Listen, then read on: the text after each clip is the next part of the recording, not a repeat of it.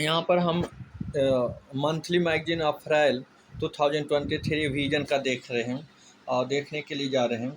अभी तक हम इंटरनेशनल टॉपिक है वो देख रहे हैं, और इसमें अभी तक हमने देखे हैं इंडिया भूटान का रिलेशन देखे हैं, और देखे मैंने इंडिया लैटिन अमेरिका का रिलेशन देखे हैं, और उसके बाद इंडिया ईरान एंड आर्मेनिया का रिलेशन ट्राइलेटरल रिलेशन है उसको देखें। उसके बाद मैंने देखे CP TPP, comprehensive partnership, progressive trans Pacific Ocean का मैं जो वो देखे हैं, ये सभी देख चुके हैं। आप देख रहे हैं यहाँ पर शॉर्ट इन न्यूज जो इंटरनेशनल रिलेशन में दिया है। तो पहला international fund of agriculture development, इसे IFAD से के नाम से भी जाना जाता है। यहाँ पर बोलता है IFAD and Japan announced the launch of enhanced linkage between the private sector and small scale producer initiative. ELPS has been announced by the Japan. And aim क्या है भाई, इसका aim क्या है? Aim to make a small scale producer and local food system around the world more resilient and sustainable together with the enhanced engagement of private sector company. Objective क्या है? Objective है enhance linkage between the private sector and small scale producer initiative. Investment will be geared toward the improving agriculture productivity, raising income, enhancing the livelihood of the small scale producer in developing country. ये objective है। उसके बाद by working with the small scale food producer, private sector partner such as food company can be contributed to sustainable agriculture and resilient food system. Finance, Japan will support IFAD with approximately $2 million for the initiative. Significance क्या है? Small scale farmer are cornerstone of the global food security. Small scale farmer इसको corner कर दिया जाता है भाई, जो कि producing 1/3 of the world's food need, जो कि 1/3 वर्ल्ड्स का फूड की ज़रूरत होता है वो स्मॉल स्केल फार्मर प्रोड्यूस करता है। उसको क्या करते हैं, साइड कर देते हैं, और इसको ये ब्रिंग करेंगे और इसको ये इनकरेज करेंगे। So it is significant about the IFAD यहाँ पर दिया है। इसको थोड़ा सा बड़ा करके हम देखते हैं क्या कर रहा है यहाँ पर। ये क्या है भाई, ये कर रहा है जेनेस, इसका हेड क्वार्टर रोम इटली में है IFAD का। उसके बाद इस्टेब्लिश इन 1977 में इस्टेब्लिश हुआ है as an international financial institution and a special agency of the United Nation. उसके बाद एम क्या है इसका? एम है transform rural economic and food system by making them more inclusive, productive, resilience and sustainable. ये transform करने का rural economic and food system by making more inclusive, productive and resilience and sustainable. उसके बाद member कितने हैं? वो 177 member हैं। India is also member and is open to any state that is a member of the United Nation. और कोई भी state इसका मेंबर हो सकता है जो कि member of the United nation का है। Any of its special agency और इंटरनेशनल एटॉमिक एनर्जी एजेंसी, और इंटरनेशनल एटॉमिक एनर्जी एजेंसी का मेंबर हो, या कोई भी इसका स्पेशल एजेंसी हो, तो ये आपका इसके लिए वो मेंबर बन सकता है इसमें। उसके बाद आता है फंडिंग की बात है। Nearly 100 member voluntary supported the fund through financial contribution. 100 लगभग जो का फाइनेंशियल सपोर्ट जो कंट्रीब्यूट करते हैं, वॉलंटरी करते हैं।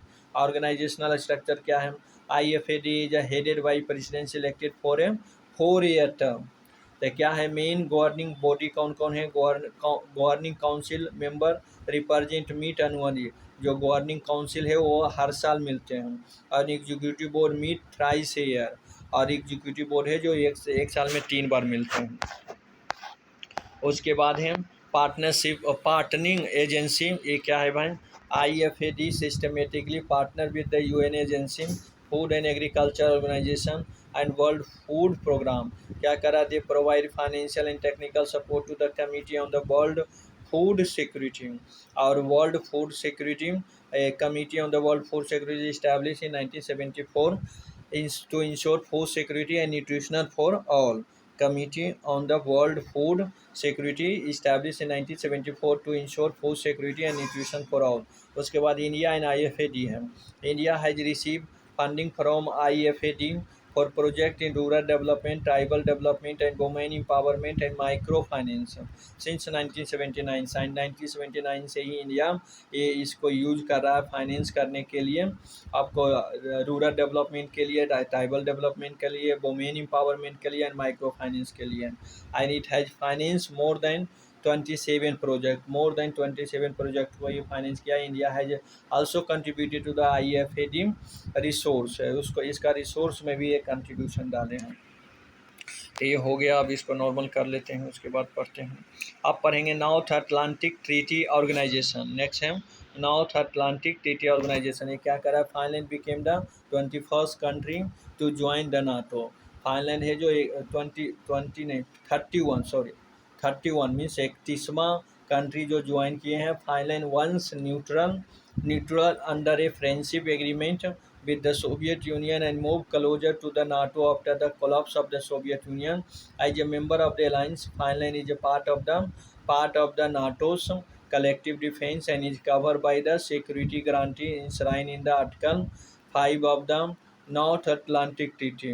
Collective defense means that an attack against one ally is considered as an attack against all the allies. ये है इसका कलेक्टिव डिफेंस का मतलब, एक पे अगर कोई भी एक एलआई पे अटैक करता है तो उसका मतलब है सभी एलआई पे अटैक किया है, इसलिए इसका।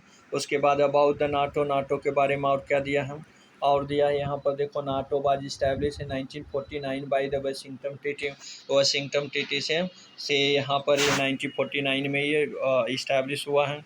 उसके बाद और यहाँ पर दिया है it was establish as a military alliance and against then USSR in the European Union, or it derive its authority from the Article 51 of the UN Charter। उसके बाद सिग्निफिकेंस ऑफ द नाटो का क्या significance है? It promote democratic value and encourage cooperation among between the member country. It play crucial role in crisis management in the region and it has help to maintain peace and stability in the region among the member country। Major non-NATO ally क्या है? A status is designed under the USA law that provide foreign partner with a certain benefit in the area of defense, trade and security cooperation। उसके बाद क्या है? उसके बाद आपका है जी 2.5 G7 मीटिंग। ये G7 मीटिंग क्या है भाई? G7 meeting G7 climate and environmental minister meeting concluded in Sapporo Japan में हाल ही फिलहाल में climate and environmental minister meeting conclude किया गया है। कि हाईलाइट क्या है? कि हाईलाइट में ये बोला G7 country set an urgent need to reduce GHG emission by around 43% by 2030 and 60% by 2035। और क्या है हाईलाइट है? They targeted 2040 for reducing additional plastic pollution in zero. 2040 तक एडिशनल जो प्लास्टिक पोल्यूशन है उसको ये जीरो करेंगे। And bring the target forward by a decade. और G7 member pledge to collectively increase offshore wind capacity by 150 gigawatt by 2030। मतलब ये G7 country है जो कलेक्टिवली सभी मिलकर ऑफशोर विंड कैपेसिटी हो कितना तक ले जाएंगे? वो 150 गीगावाट तक by 2030। And solar capacity to more than 1 terawatt. And solar capacity जो है मोर देन एक टेट्रावाट से ले जाएंगे, 1 टेट्रावाट ले जाएंगे। उसके बाद क्या है? G7 will accelerate the phase out of the unweighted fossil fuels so as to achieve net zero in energy system by 2050। and the G7 will accelerate the phase out of the unweighted fossil fuel as to the achieve net zero in energy system by 2050। उसके बाद क्या है? उसके बाद एक group of seven क्या कर रहा है? Genesis, the origin of the group dated back to the early 1970। इसका ये जो ऑरिजिन हुआ है पहले 1970 से पहले ही डेट किया जाता है, बताया जाता है। About it is a informal forum of leading industrialisation nation. ये इनफॉर्मल फोरम है, पहले भी अभी should keep in mind it is a informal forum. उसके बाद पर्पस क्या है? Its meet annually to discuss issue such as global economic governance, international security and energy policy, beside a host of other issues topical to prevailing situation. Membership count 7 गो होगा, 4 गो European country और 1 गो Asian and 2 गो North America से होगा। तो North United State and Canada is a North America and Britain, France, Germany and Italy are European and Japan is Asia. UAE is not a member of G7 but attended around the annual summit, लेकिन फिर भी attend किए हैं। के information क्या है यहाँ पर, ये बोल रहा represent 46% of the global GDP and 10% of the world's population. ये important fact है। Launches Build Back Better World in 2021 to provide an alternative to the China's Belt and Road Initiative. उसके बाद in 2021 they agreed to set a global minimum tax rate of the 50% of multinational company and from 2019 मतलब 1998 से 2024-14 तक रसिया also became a member of this group and it was then known as the G8। यहाँ तक है। उसके बाद क्या है, यूनाइटेड नेशन स्टैटिस्टिकल कमीशन है। ये क्या कर रहा है भाई, यूनाइटेड नेशन स्टैटिस्टिकल कमीशन ये करा। India has been elected to United Nation statistical commission for a 4-year term beginning January 1, 2024। India इसमें इलेक्टेड हो गए हैं, इसलिए न्यूज में हम करा। यूनाइटेड नेशन स्टैटिस्टिकल कमीशन क्या है, इसका हेड क्वार्टर है न्यूयॉर्क में, यूएसए में है। About it is the highest body of the global statistical system bringing together chief statistical forum member state from around the world, and it oversees the world of United Nations Statistical Division and is a functional commission of UN Economic and Social Council established in 1947। ये कब बना है, ये establish हुआ है 1947 में। United Nation statistical division, UN economic and social council. उसके बाद मेंबरशिप क्या उन्हें consisting of 24 member country of UN elected by UN, European Union and Social Council on the basis of an equitable geographical distribution, and membership terms of office है 4 year, 4 साल के लिए term है। उसके बाद क्या है, फंक्शन क्या करेंगे, क्या फंक्शन करते हैं भाई, provide a global centre for data of international trade, national account, social statistics gather from the national and international source, promote international standard of the method, classification and definition used by the national agency। उसके बाद assist member state at the request to improve their statistical service by giving advice and training। ये भी assist भी member state को करते हैं by the request to improve their statistical service by giving advice and training भी देते हैं, advice भी देते हैं। उसके बाद नॉर्थ सी समिट है। नॉर्थ सी समिट यहाँ पर पढ़ेंगे इस शॉर्ट न्यूज में। पहला क्या करा, European nation participated in second North Sea summit in कहाँ पर भाई, बेल्जियम में, ऑस्टेन में। North Sea summit aim at making the North Sea the largest powerhouse of European by 2015 and by taking it offshore wind capacity to 120 gigawatt by 2013 and 300 gigawatt by 2015। 7 European country Belgium, Denmark, France and Germany and Netherlands, Luxembourg and Netherlands and 2 non-European countries Norway, United Kingdom participated in this second summit।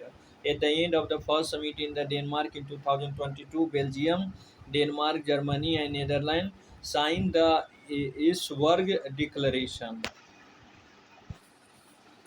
Isberg Declaration aim at making the North Sea into the green power plant of Europe and offshore renewable energy system। Declaration set the target of for offshore wind energy capacity of the 150 gigawatt by 2013 and 20 gigawatt green hydrogen production capacity by 2030।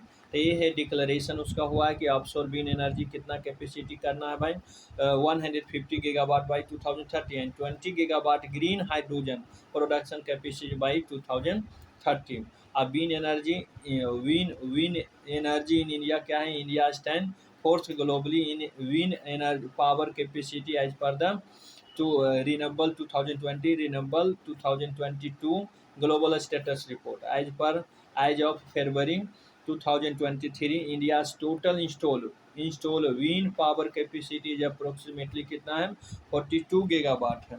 National wind solar hybrid policy 2018 provided for promoting large grid connected wind solar energy project। उसके बाद क्या है, उसके बाद यहाँ पर ये दे रखा है मैप दे रखा, और उसके बाद ये बोल रहा हूँ a North Sea part of the Atlantic Ocean is located between the, ये लोकेटेड कितना है किधर है, north Norway and Denmark east side से है। North part of Atlantic Ocean है, ये नॉर्थ सी है जो पार्ट ऑफ अटलांटिक ओशन है जो कि लोकेटेड है between Norway and Denmark. Norway या डेनमार्क के ईस्ट में है, स्कॉटलैंड एंड इंग्लैंड के वेस्ट में है, Germany Netherland and Belgium and France के साउथ में है। and it is connected to the Atlantic by the state of Dover and English Channel। English channel और स्टेट ऑफ डोवर के through ये क्या होता है, कनेक्ट करता है अटलांटिक को, अटलांटिक ओशन को। तो यहाँ पर दे रखा है, यहाँ पर state of Dover and channel है, देखो इंग्लिश चैनल है, इंग्लिश चैनल है state of Dover.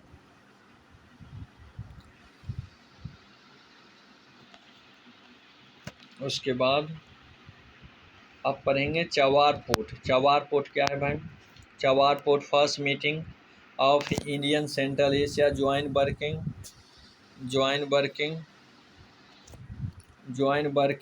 Group on Chabahar port took place in Mumbai. Mumbai में इसको फर्स्ट बार है India Central Asia joint working group has been meet in Mumbai and Chabahar port is located in Sistan Baluchistan province in south eastern Iran of on the Gulf of Oman. Gulf of Oman की ओर ये है situated है, located है। And Sistan Baluchistan province में southern eastern Iran on Gulf of Oman में है। और in 2016 India sign a tripartite agreement with the Iran Afghanistan to develop a Shahid Beheshti terminal at Chabahar. मतलब इंडिया ईरान अफगानिस्तान से Iran जाते हुए चवार से होते हुए ईरान से होते हुए अफगानिस्तान जाने वाला एक रास्ता ये साइन हुआ था इंडिया अफगानिस्तान एंड ईरान, तीनों country India Afghanistan and Iran मिलके किए हैं। It is consider a crucial gateway that would enable India to bypass Pakistan and access Afghanistan and ultimately Central Asia।